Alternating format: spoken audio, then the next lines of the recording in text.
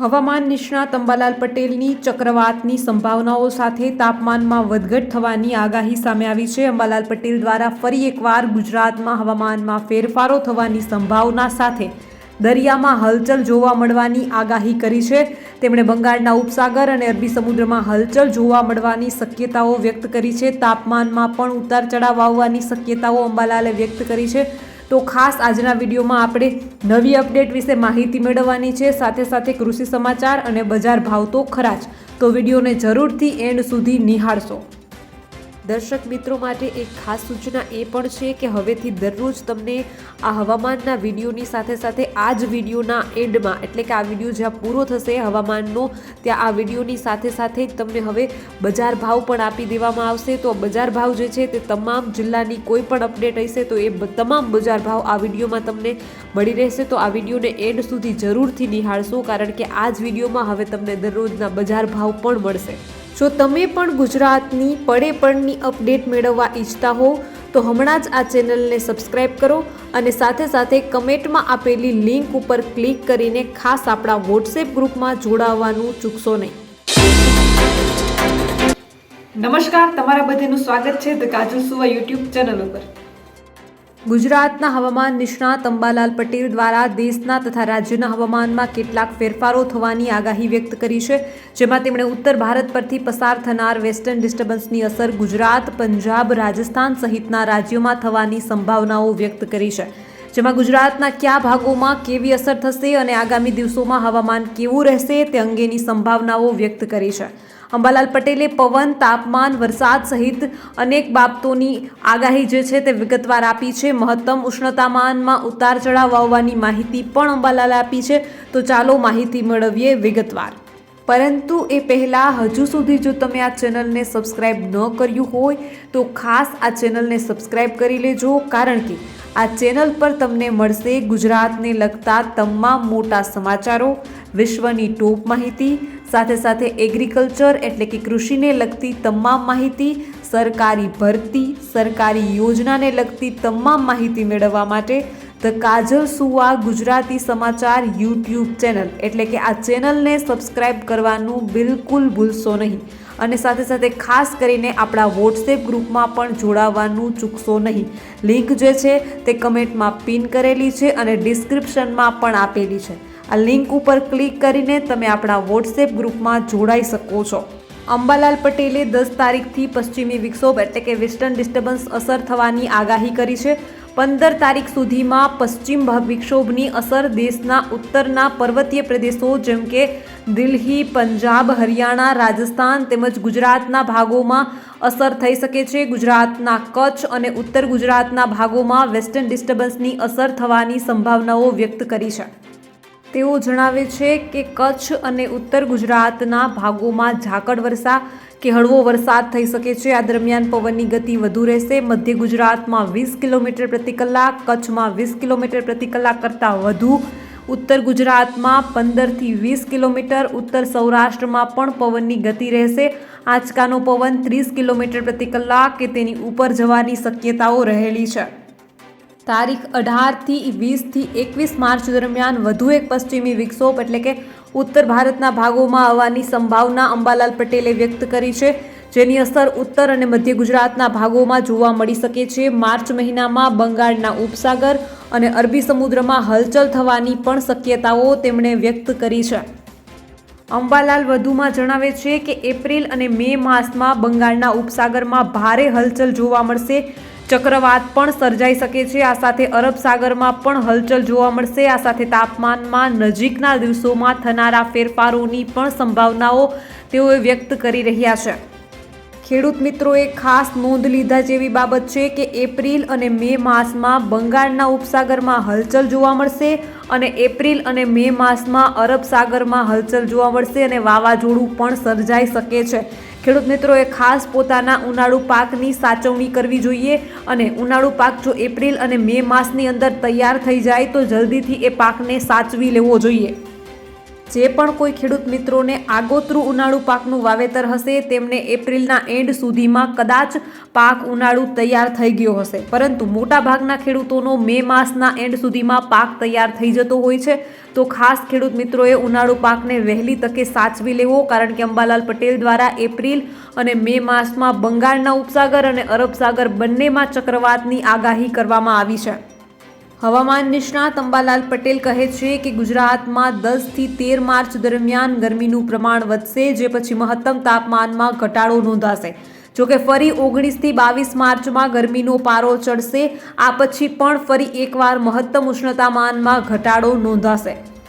અગાઉ ગુજરાતના કેટલાક ભાગોમાં 10 થી 12 માર્ચ દરમિયાન માવઠું થવાની સંભાવનાઓ વ્યક્ત કરવામાં આવી હતી, જે આગાહી ઉત્તર ભારત પરથી back to back western disturbance પસાર થઈ રહ્યા છે, તેમાંથી એક દક્ષિણ તરફ ઝુકાવ કરે તેવી શક્યતાઓ હતી. જોકે ગુજરાત સુધી તેની અસર થવાની શક્યતાઓ હવે દેખાઈ રહી નથી, એટલે આપણે માવઠાના મારથી બચી જઈશું. હવે માવઠાની શક્યતાઓ નહીવત થઈ ગઈ છે.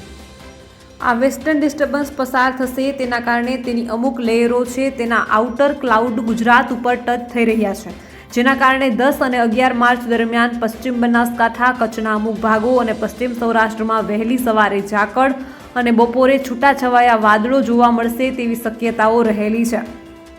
આ પછી 12 માર્ચની આગાહી કરીને તેઓ કહે છે કે પશ્ચિમ બનાસકાંઠા, કચ્છ અને પશ્ચિમ સૌરાષ્ટ્રના ભાગોમાં ઘાટા અને ક્યાંક અતિ ઘાટા વાદળ જોવા મળશે, જેના કારણે માવઠું થશે તેવો માહોલ પણ સર્જાશે. પરંતુ ગભરાવાની જરૂર નથી, જે માત્ર વાદળ જ હશે. આ સિવાયના રાજ્યના અન્ય ભાગોનું હવામાન સામાન્ય અને ખુલ્લું રહેવાની શક્યતાઓ છે. હાલમાં જે પ્રમાણેનો પવન છે તે જ ગતિનો પવન રહેવાની શક્યતાઓ છે. કોઈ ફેરફારની શક્યતાઓ નથી. તાપમાન જે રીતે રોજ 1 થી 2 ડિગ્રી ઊંચકાઈ રહ્યું છે, તે મુજબ આગામી દિવસોમાં પણ તાપમાન ઊંચું આવે તેવી શક્યતાઓ છે.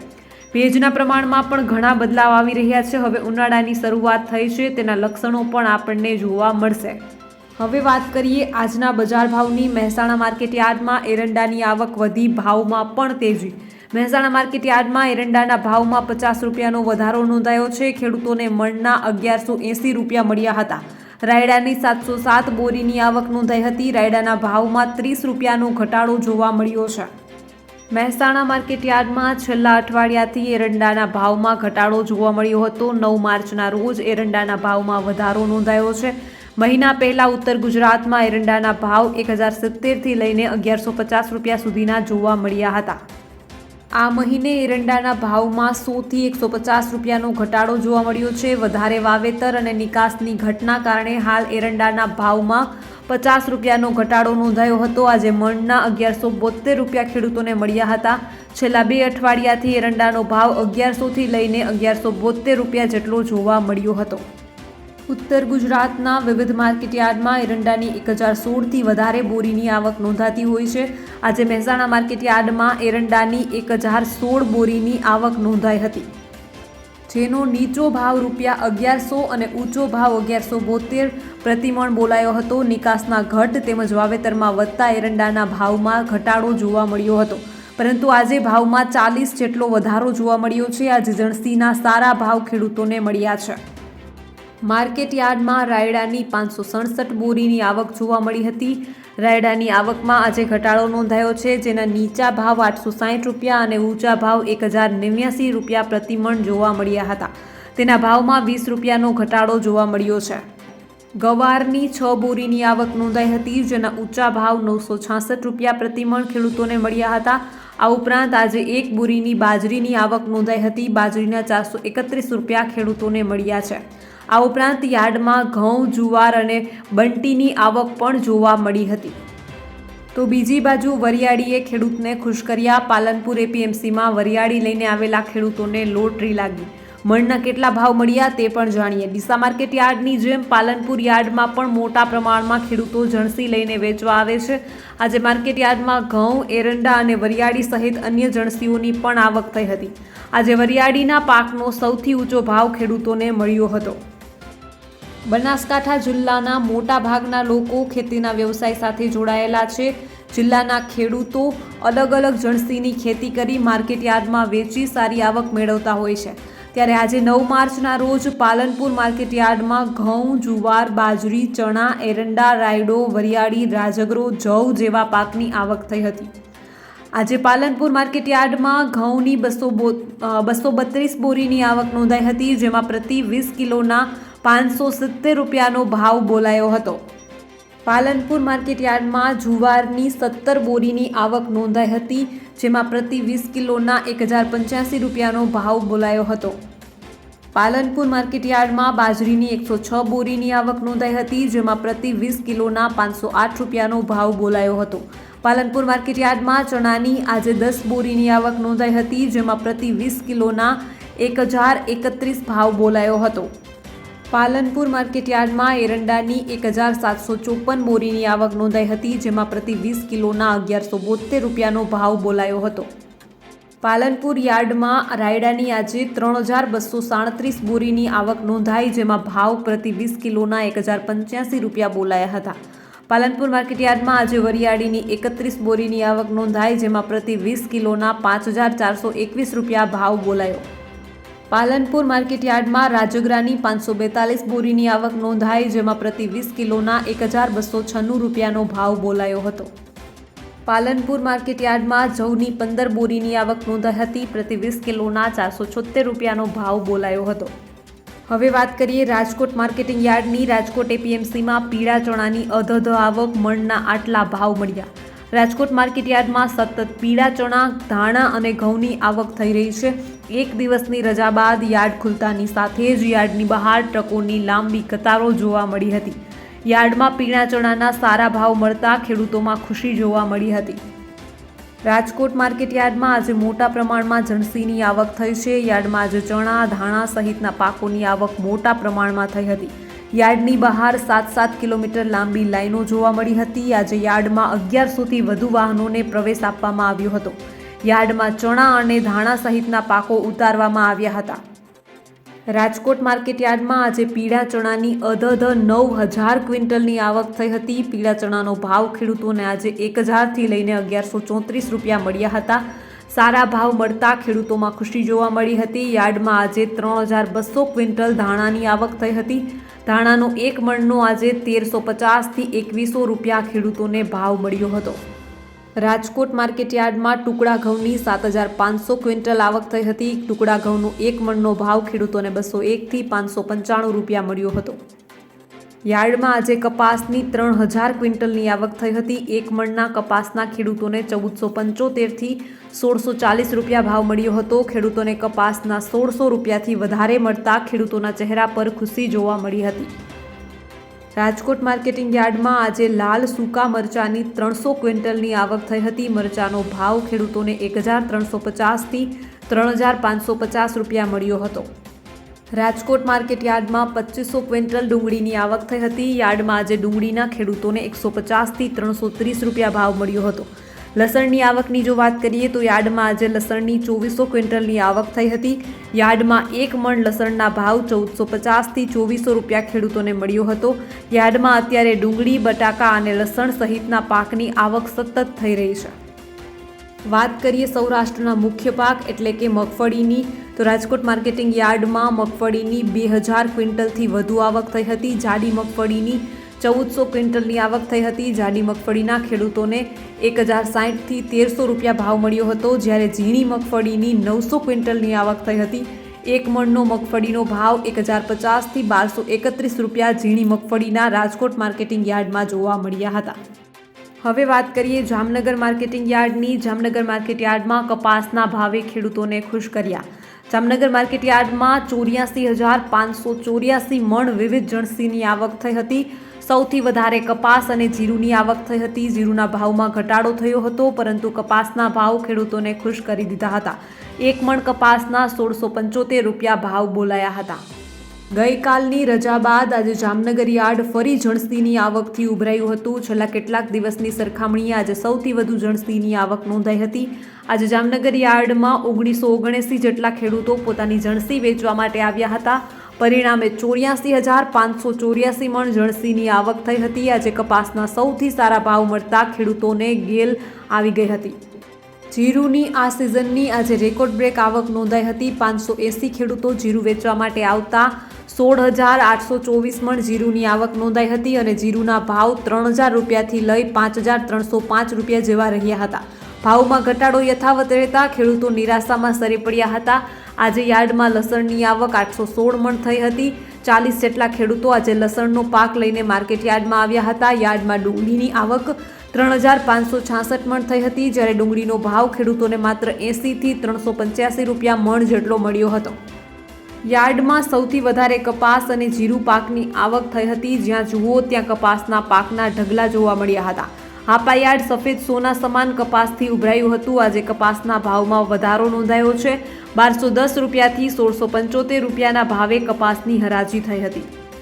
ગુજરાતભરમાંથી હાપા માર્કેટ યાર્ડમાં વેચાણ અર્થે ઠલવાતા અજમાની નિકાસમાં દેશભરમાં જામનગર અવ્વલ છે. જામનગર માર્કેટ યાર્ડમાં ઊંચા ભાવ મળવાને કારણે ગુજરાતભરમાંથી વેચાણ અર્થે હજારો ક્વિન્ટલ અજમાની આવક થાય છે. અજમાની માંગ ગલ્ફના દેશોમાં વધારે હોવાથી જામનગરમાંથી નિકાસ કરવામાં આવે છે. યાર્ડમાં આજે અજમાની આવક 1,537 મણ થઈ છે. અજમાનો ભાવ ખેડૂતોને 2,600 થી 4,000 રૂપિયા મળ્યો હતો. હવે વાત કરીએ સાવરકુંડલા માર્કેટિંગ યાર્ડની. સાવરકુંડલા યાર્ડમાં કપાસના ભાવમાં ઉછાળો, જાણો ખેડૂતોને કેટલા ભાવ મળ્યા. સાવરકુંડલા યાર્ડમાં કપાસના ભાવમાં તેજી આવી છે. યાર્ડમાં 1,500 મણ કપાસની આવક થઈ હતી, તેમજ ખેડૂતોને સારા ભાવ મળ્યા હતા. યાર્ડમાં 1 મણ કપાસના ભાવ 1,651 રૂપિયા રહ્યા હતા. સારા ભાવ મળતા ખેડૂતો ખુશ થયા હતા. સાવરકુંડલા માર્કેટ યાર્ડમાં મોટી મગફળીના 1,240 રૂપિયા ભાવ રહ્યો હતો. સાવરકુંડલા માર્કેટ યાર્ડમાં કપાસનો ભાવ 1,351 રૂપિયાથી 1,651 રૂપિયા સુધીનો નોંધાયો હતો. કપાસની 1,500 મણની આવક નોંધાઈ હતી. સાવરકુંડલા યાર્ડમાં ચણાની જણસીની હરાજી કરવામાં આવી હતી. ચણાનો ભાવ 1,110 રૂપિયાથી લઈને 1,405 રૂપિયા બોલાયો હતો. સાવરકુંડલા માર્કેટ યાર્ડમાં 32,500 મણ ચણાની આવક થઈ હતી. સાવરકુંડલા યાર્ડમાં લોકવન ઘઉં અને ટુકડા ઘઉંની હરાજી કરવામાં આવી હતી. લોકવન ઘઉંનો ભાવ 421 રૂપિયાથી લઈને 560 રૂપિયા બોલાયો હતો, ત્યારે ટુકડા ઘઉંનો ભાવ 435 રૂપિયાથી લઈને 568 નોંધાયો હતો. માર્કેટ યાર્ડમાં 5,500 મણ ઘઉંની આવક નોંધાઈ હતી. સાવરકુંડલા યાર્ડમાં સફેદ તલ અને કાળા તલની હરાજી કરવામાં આવી હતી. સફેદ તલનો ભાવ 2,400 રૂપિયાથી લઈને 2,600 રૂપિયા નોંધાયો હતો. માર્કેટ યાર્ડમાં તલ કાળાનો ભાવ 2,000 રૂપિયાથી લઈને 2,900 રૂપિયા બોલાયો હતો. યાર્ડમાં 40 મણ તલની આવક થઈ હતી. ત્યારબાદ સોયાબીનનો ભાવ 800 થી 849 રૂપિયા બોલાયો હતો. 50 મણ સોયાબીનની આવક થઈ હતી. સાવરકુંડલા માર્કેટ યાર્ડમાં ખેડૂતો વિવિધ જણસી લઈને આવી રહ્યા છે, તેમજ ખેડૂતોને સારા ભાવ પણ મળી રહ્યા છે. જોકે છેલ્લા કેટલાક દિવસથી કપાસના ભાવમાં ઘટાડો સાવરકુંડલા યાર્ડમાં જોવા મળી રહ્યો છે. બાકી તમામ ગુજરાતના માર્કેટિંગ યાર્ડમાં આજે કપાસના ભાવમાં ભારે તેજી જોવા મળી છે. ત્યારબાદ એક અગત્યના કૃષિ સમાચાર વિશે ચર્ચા કરીએ. હવે ગુજરાતનો કોઈ પણ વ્યક્તિ ખેડૂત બની શકશે. ગણોત ધારાના કાયદામાં કરાશે ધરખમ ફેરફારો. ગુજરાતમાં હાલના ગણોત ધારાના કાયદામાં ધરખમ ફેરફારો કરવા માટેની કવાયત તેજ થઈ છે. એટલું જ નહીં, જૂની અને નવી શરતની સમગ્ર પ્રક્રિયાને હટાવી દેવાનો તખતો પણ ઘડાઈ રહ્યો છે. આ કાયદામાં શું અને કેવા પ્રકારના ફેરફારો થઈ શકે તેમ છે, તેનો અભ્યાસ કરવા માટે સરકાર એક કમિટી બનાવી છે. કમિટી આગામી મહિને પોતાનો રિપોર્ટ સરકારને સુપરત કરી દેશે. ત્યારબાદ એટલે કે લોકસભાની ચૂંટણી પછી ગુજરાતમાં હાલના ગણોત ધારાના કાયદામાં આમૂલ ફેરફારો નિશ્ચિત દેખાઈ રહ્યા છે. જો આ ફેરફારો થશે તો ગમે તે વ્યક્તિ ખેડૂત બની શકશે. હાલના જમીનના કાયદામાં ફેરફારો એ રીતે કરાશે કે જેથી સરકારને પ્રીમિયમની આવકમાં કોઈ ફેર તો ન જ પડે, પણ તેની આવક પણ ઘણી વધી જાય. અત્યારે ગુજરાતમાં ગણોત ધારાના કાયદામાં તેમજ જૂની શરત અને નવી શરતની જમીનના કાયદામાં અનેક પ્રકારની વિસંગતતાઓ જોવા મળે છે. જૂની શરતની જમીન અને નવી શરતની જમીનને લઈને અનેક ગૂંચવણો છે. તેનું પ્રીમિયમ ભરવામાં પણ નાગરિકોને ભારે મુશ્કેલીઓ નડી રહી છે, જેમાં અધિકારીઓને ભ્રષ્ટાચાર કરવાની, જ્યારે દલાલોને મલાઈ ખાવાની મજા પડી ગઈ છે. બીજી બાજુ ખેડૂતોને પણ પોતાની મહામૂલી જમીનના પૂરતા ભાવ મળી શકતા નથી, કેમ કે ખેડૂતો પોતાની ખેતીની જમીન માત્ર અન્ય ખેડૂતોને જ વેચી શકે છે. ખેડૂત ન હોય તેવા લોકોને ખેતીની જમીન વેચી શકાતી નથી. જો અન્ય લોકોને ખેતીની જમીન વેચવી હોય તો સૌ પ્રથમ તેને બિનખેતી કરવી પડે, જેમાં કુલ જમીનના જંત્રીના 35 થી 40% જેટલું સરકારને પ્રીમિયમ ભરવું પડે છે. અન્ય કેટલો ખર્ચ પણ થાય છે. ત્યારબાદ આ જમીન ખેડૂત સિવાયની કોઈ પણ વ્યક્તિને વેચી શકાય છે. આ સ્થિતિમાં મોટા ભાગે ખેડૂતોને આર્થિક નુકસાની ભોગવવાનો વારો આવે છે. આ સંદર્ભમાં સરકારમાં અનેક વખતે કશુંક કરવાની રજૂઆતો થઈ છે. આ વખતે સરકારે પણ કોઈ ઠોસ પગલાં ભરવાનું મન બતાવી લીધું છે, જેથી સરકારે 3 થી 4 મહિના પહેલાં જ નિવૃત્ત મહેસૂલ સચિવ CL મીનાના અધ્યક્ષસ્થાને એક કમિટી બનાવી છે. હાલમાં અભ્યાસ ચાલી રહ્યો છે. જિલ્લાના અધિકારીઓ પાસેથી મીના ફીડબેક લઈ રહ્યા છે. કઈ કલમો વધારે કડક છે, તેમાં હવે કેવા ફેરફારો કરી શકાય છે, હાલમાં જૂની શરતની જમીનને નવી શરતમાં ફેરવવા માટે કેટલી અરજીઓ આવી રહી છે, તેમાં શું અને કેટલી મુશ્કેલીઓ આવી રહી છે, તેને કઈ રીતે ઘટાડી શકાય તેની સમીક્ષા કરાઈ રહી છે. કમિટીના સભ્યો જુદા જુદા કલેક્ટરો, જમીનના માલિકો અને જમીનના કાયદાના જાણકારો સાથે સતત મીટિંગો કરીને વિવિધ જાણકારી મેળવી રહ્યા છે. એટલું જ નહીં, કેટલાક સભ્યોને ગુજરાતની બહાર અન્ય રાજ્યોમાં પણ મોકલાયા છે. તેઓ ત્યાં જઈને ત્યાંના ગણોત ધારાના કાયદાની જુદી જુદી કલમો અંગેની જાણકારી મેળવી રહ્યા છે. ત્યારબાદ ગુજરાતમાં ખરેખર શું અને કેવા સુધારા કઈ રીતે થઈ શકે તેનો અહેવાલ તૈયાર કરીને કમિટીને આપશે. ત્યારબાદ કમિટી આ અંગે એક રિપોર્ટ તૈયાર કરીને સરકારને આપશે. અહેવાલને આધારે સરકાર આ સંદર્ભમાં કોઈ નિર્ણય કરશે. સચિવાલયના સૂત્રો જણાવે છે કે આગામી 1 મહિના દરમિયાન કમિટી પોતાનો રિપોર્ટ સોંપી શકે છે. એટલે કે લોકસભાની ચૂંટણી પછી આ અંગેનો નિર્ણય લેવાશે. કેન્દ્ર સરકારની લીલી ઝંડી મળ્યા પછી જ કાયદામાં ફેરફારો કરવાનો નિર્ણય જાહેર કરાશે.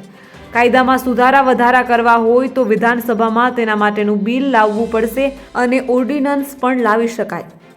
હાલમાં ગુજરાત સરકારનો કાયદો એટલો કડક છે કે હાલમાં કોઈ નાગરિકને ખેડૂત થવું હોય તો ના થઈ શકે. અત્યારે સ્થિતિ એવી છે કે જે પરિવારમાં દાદા, પિતા કે પરદાદા ખેડૂત હોય તો તેના પરિવારના સભ્યો જ ખેડૂત ગણાય છે.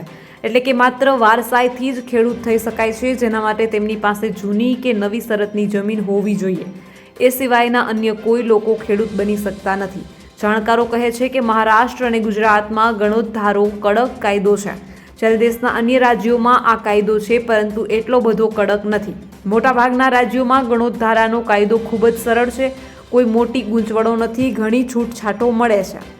ગુજરાતમાં જો ગણોતધારાના કાયદામાં ધરખમ ફેરફારો થશે તો ગુજરાતમાં જ મોટા ગજાના કેટલાય બિલ્ડરો અને ઉદ્યોગપતિઓ માટે ખેતીની મોટી જમીનની ખરીદી માટેનો માર્ગ મોકળો થઈ જશે. આ કાયદામાં ફેરફારો થયા બાદ મોટા ઉદ્યોગગૃહો ખેતીની મોટી જમીન ખરીદી લેશે, એટલે કે જમીનના ભાવમાં પણ અસાધારણ વધારો થઈ જશે. તેમજ ખેતીની જમીનનું વેચાણ થયા બાદ તેના પર કોન્ક્રીટના જંગલો ઊભા થવાનું જોખમ પણ ઊભું થશે. આ અંગે કમિટીના સભ્યો અને અમુક અધિકારીઓનો સંપર્ક કરવાના પ્રયાસો કર્યા, પણ તેઓ કમિટીની મિટિંગમાં વ્યસ્ત હોવાનું કહીને આ અંગે કશું બોલવાનો ઇનકાર કર્યો હતો. મહેસાણા જિલ્લાના જોટાણામાં મરચાનું ઉત્પાદન વધુ થાય છે. યાર્ડમાં મરચાની આવક શરૂ થઈ છે. છેલ્લા 5 દિવસમાં 3500 મણ મરચાની આવક નોંધાઈ છે. જોકે મરચામાં આવેલ રોગના કારણે આવક ઓછી થવાની શક્યતા છે. જોટાણા માર્કેટિંગ યાર્ડ મરચાની આવકથી હાલ ઉભરાયું છે.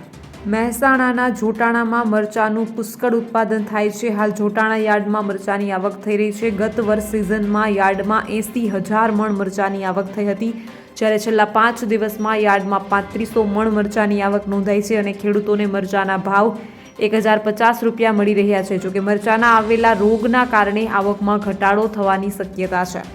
ગુજરાતમાં મહેસાણા જિલ્લાનો જોટાણા તાલુકો દેશી મરચાનું પીઠું મનાય છે. અહીંયા લાલ, લીલા મરચાનું મબલક ઉત્પાદન થાય છે. અહીંની જમીન કાળી રાતી હોવાના કારણે મરચાનું ઉત્પાદન સારું થાય છે. સિઝન દરમિયાન મરચાની દૈનિક 1000 મણની આવક નોંધાતી હતી. પરિણામે અત્યાર સુધીમાં આવક 10,000 મણની વધુ થઈ છે. ખેડૂતોને પહેલેથી મરચાના 800થી 1400 રૂપિયાથી વધુ ભાવ મળી રહ્યા છે. મરચા માટે ખેડૂતોને હાલમાં 800થી 1400 રૂપિયાથી વધુ ભાવ મળી રહ્યા છે. શુદ્ધ અને દેશી મરચું લેવા દૂર દૂરથી લોકો સીધા જોટાણામાં આવે છે.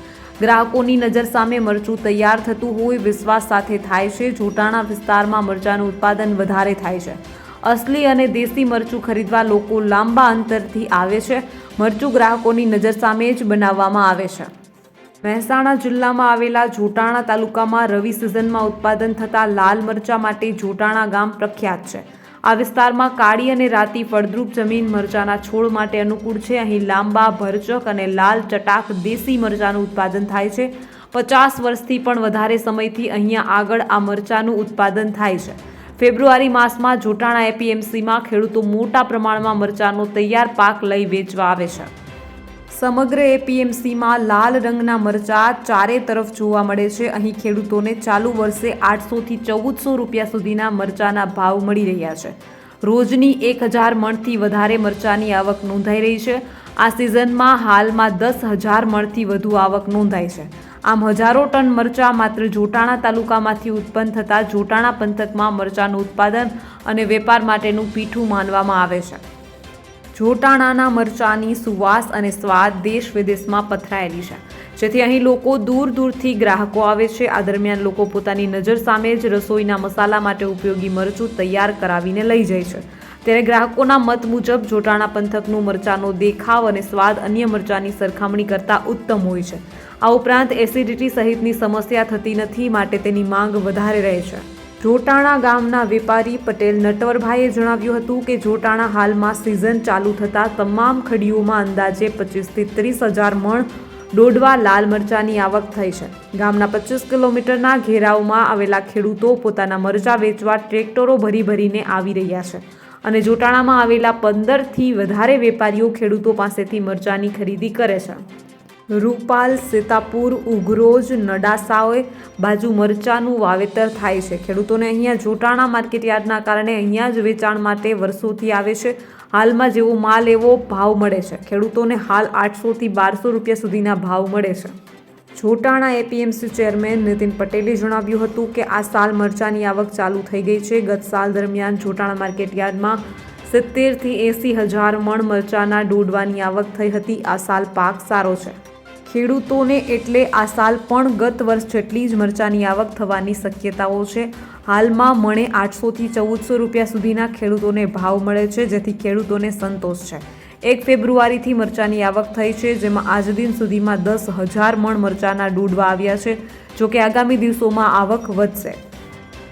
અંબાલાલ પટેલની આગાહી અનુસાર 7 થી 12 માર્ચે ફરી વાતાવરણમાં પલટો આવશે. એટલું જ નહીં, માર્ચના ત્રીજા રાઉન્ડમાં 14 થી 20 માર્ચે પણ વાદળછાયું અને રાજ્યના કેટલાક ભાગોમાં વરસાદી છાંટાની શક્યતા રહેલી છે. રાજ્યમાં પડેલા માવઠા બાદ આજે ઠંડીનો ચમકારો વધુ જોવા મળી રહ્યો છે. આજે રાજ્યમાં ભારે પવન સાથે ઠંડી અનુભવાશે. જોકે આજથી લઘુત્તમ તાપમાન 4 થી 5 ડિગ્રીનો ઘટાડો નોંધાશે. આગામી 24 કલાક સુધી ઠંડીનો ચમકારો ઓછો થશે. આ વચ્ચે રાજ્યના ખેડૂતો માટે રાહતના સમાચાર એ છે કે હવે કમોસમી વરસાદની સંભાવના નહીવત છે. વરસાદી સિસ્ટમની અસર ઘટતા વરસાદ નહીં પડે, પરંતુ 5 માર્ચથી રાજ્યમાં ગરમીનો પ્રકોપ શરૂ થશે. આગાહીકાર અંબાલાલ પટેલનું કહેવું છે કે ગુજરાતમાં શિવરાત્રી નજીક પણ ઠંડા પવન ફૂંકાશે. 7 થી 12 માર્ચે ફરી વાતાવરણમાં પલટો આવશે. આ સમયે ઠંડા પવનો ફૂંકાવાની સાથે વધારા સાથે અંધારિયું વાતાવરણ ઊભું થવાની શક્યતા છે.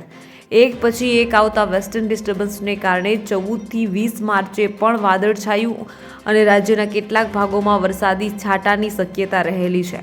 21 માર્ચ બાદ સૂર્ય ઉત્તર ગોળાર્ધમાં આવતા ગરમી વધશે. વરુણ મંડળના નક્ષત્રમાં આ યોગ બનવાથી અસર ઘણા દિવસો સુધી રહેશે.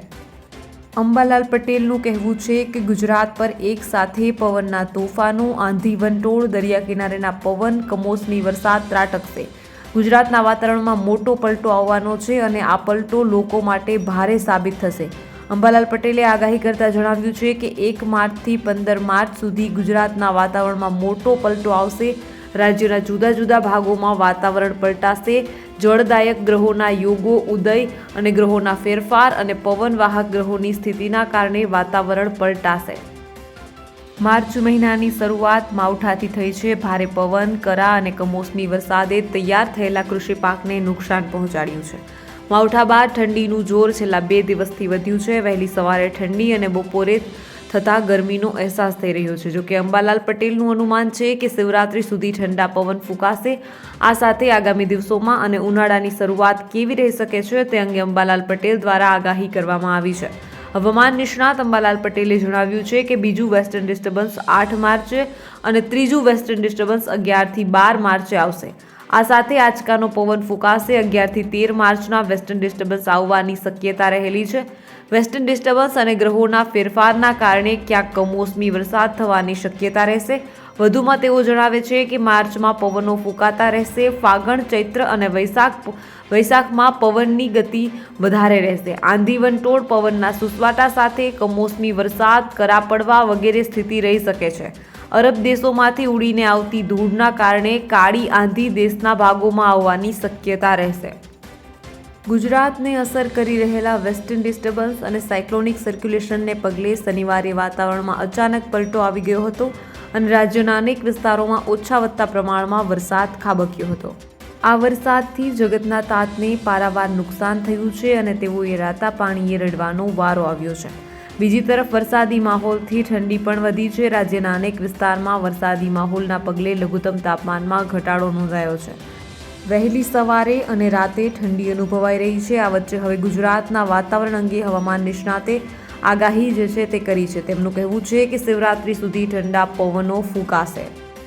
માત્ર માર્ચમાં નહીં પરંતુ એપ્રિલમાં પણ કમોસમી વરસાદની સંભાવના અંબાલાલે વ્યક્ત કરી છે. તેઓ જણાવે છે કે 20 માર્ચે સૂર્ય ઉત્તરાર્ધમાં આવશે, જેના કારણે ગરમીના પ્રમાણમાં વધારો થશે. કમોસમી વરસાદની આગાહી કરતા તેઓએ કહ્યું છે કે એપ્રિલમાં ગુજરાતમાં કેટલાક વિસ્તારોમાં કમોસમી વરસાદ પડી શકે છે, તો કરા અને પવન ફૂંકાવાની સંભાવના પણ છે. અંબાલાલ પટેલનું ઉનાળામાં આકરી ગરમી અને વિશિષ્ટ પ્રકારનું હવામાન રહેવાનું અનુમાન છે. તેઓએ પવનની ગતિને લઈને કહ્યું છે કે જો પવનની ગતિ વધુ રહે તો બાગાયતી પાકને નુકસાન થઈ શકે છે. પવન ફૂંકાય તો આંબા પરથી મોર ખરી પડવાની શક્યતા છે. આ વર્ષે પણ ઉનાળા દરમિયાન માવઠાની શક્યતા છે, એટલે કે હજુ પણ એપ્રિલમાં પણ માવઠું થઈ શકે છે. તો બીજી તરફ સ્થાનિક હવામાન વિભાગે જણાવ્યું છે કે માર્ચ મહિનામાં વારંવાર વેસ્ટર્ન ડિસ્ટર્બન્સ આવશે. ઉત્તરના ભાગોમાં તેની અસર વિશેષ થતી હોવાથી બર્ફીલા વિસ્તારોમાં હવામાન પલટાશે. હજુ એક વેસ્ટર્ન ડિસ્ટર્બન્સ આજે આવશે. બીજું વેસ્ટર્ન ડિસ્ટર્બન્સ 8 માર્ચ અને ત્રીજું 11 થી 12 માર્ચે આવવાની શક્યતા છે. દરિયાઈ વિસ્તારોમાં ઉત્તરથી પવન ફૂંકાશે અને તેની સાથે તેની ગતિ 15 થી 20 કિમી પ્રતિ કલાકની રહેવાની શક્યતા છે. હવામાન સંબંધિત જાણકારી આપતી વેબસાઇટ સ્કાયમેટ વેધરના જણાવ્યા મુજબ આજે એટલે કે 5 માર્ચના રાતથી એક તાજું વેસ્ટર્ન ડિસ્ટર્બન્સ પશ્ચિમી હિમાલય ક્ષેત્રને પ્રભાવિત કરે તેવી શક્યતા છે. તમામ દર્શક મિત્રોને ખાસ વિનંતી કે ગુજરાત, ભારત અને વિશ્વને લગતા તમામ સમાચારો તેમજ સરકારી યોજનાઓ, સરકારી ભરતી તેમજ કૃષિ એટલે કે એગ્રીકલ્ચરને લગતા તમામ સમાચારો મેળવવા માટે હમણાં જ ધ કાજલ સુવા ગુજરાતી સમાચાર યુટ્યુબ ચેનલ એટલે કે આ ચેનલને સબસ્ક્રાઈબ કરવાનું બિલકુલ ભૂલશો નહીં, કારણ કે આ ચેનલ પર તમને મળી રહેશે વિશ્વના તમામ સમાચારો, એ પણ સાચી અને સચોટ માહિતી સાથે. તો હમણાં જ ચેનલને સબસ્ક્રાઇબ કરી લો. તો બસ આજના વિડીયોમાં એટલું જ. જલ્દી જ મળીશું એક નવા વિડીયોની સાથે. ત્યાં સુધી જોતા રહો ધ કાજલ સુવા યુટ્યુબ ચેનલ. નમસ્કાર.